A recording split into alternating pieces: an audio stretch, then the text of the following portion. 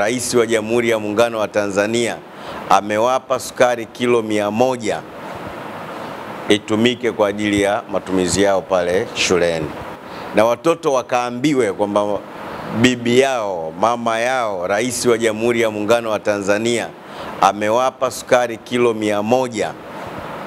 Kwa nitakabidhi sukari hiyo mifuko miwili ya kilo 50, lakini niwahakikishie nitakuja huko kuongea na watoto.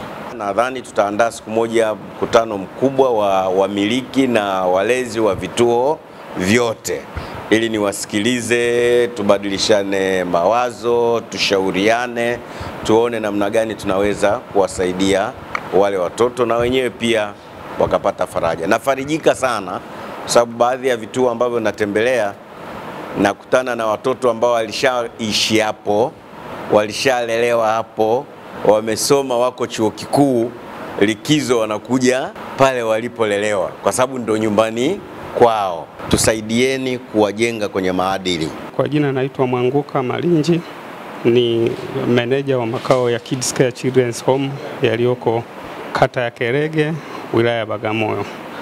Kwa niaba ya wamiliki wa makao ya watoto wilaya ya Bagamoyo, napenda kutoa neno la shukrani kwa Mheshimiwa Rais wa Jamhuri ya Muungano wa Tanzania kwa moyo wake wa upendo kwa watoto wanaoishi katika mazingira magumu wilaya ya Bagamoyo.